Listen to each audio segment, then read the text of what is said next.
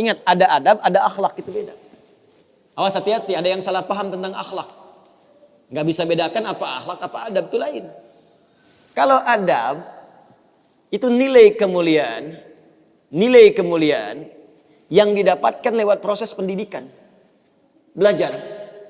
Kemudian membentuk peradaban. Karena itu saat syarat untuk mendapatkan adab dan peradaban, itu syaratnya bukan iman, syaratnya belajar. Makanya di Mesir ada peradaban dulu, peradaban Mesir, peradaban Mesopotamia, ya, peradaban Yunani.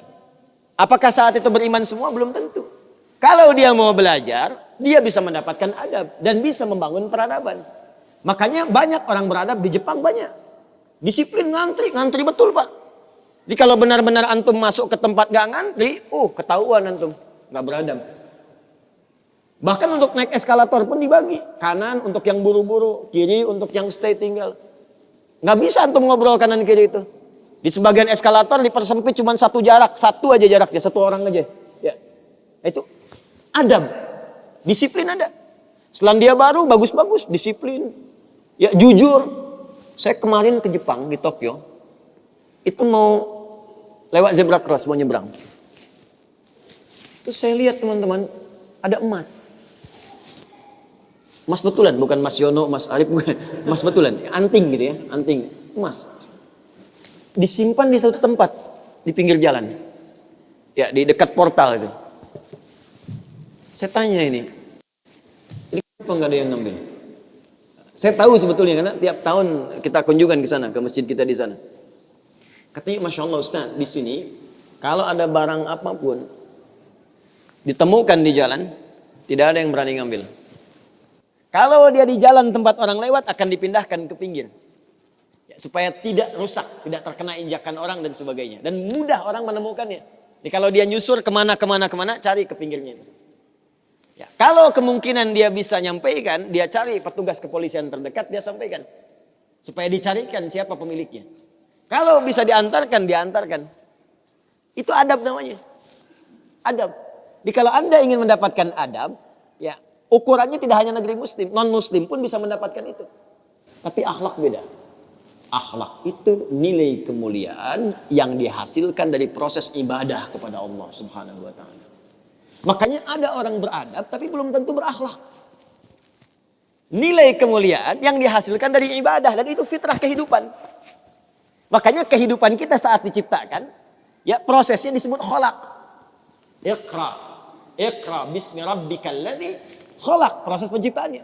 Yang menciptakan disebut Khaliq. Quran surah Quran surah 96 ayat 1, sekarang Quran surah 15 ayat 28. Wa idz qala rabbuka lil malaikati inni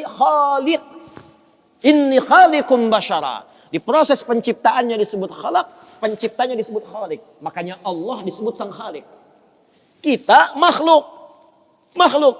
Bentuknya bisa jin, ya, bisa manusia, bisa hewan. Makanya saat disebutkan jin dan manusia menggunakan khalaq. Wa ma khalaqtul jinna wal insa illa liya'budun.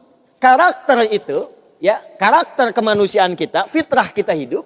Kalau ingin mulia, maka diharuskan ibadah, liya'budun, ibadah. Supaya apa? Mendapatkan akhlak.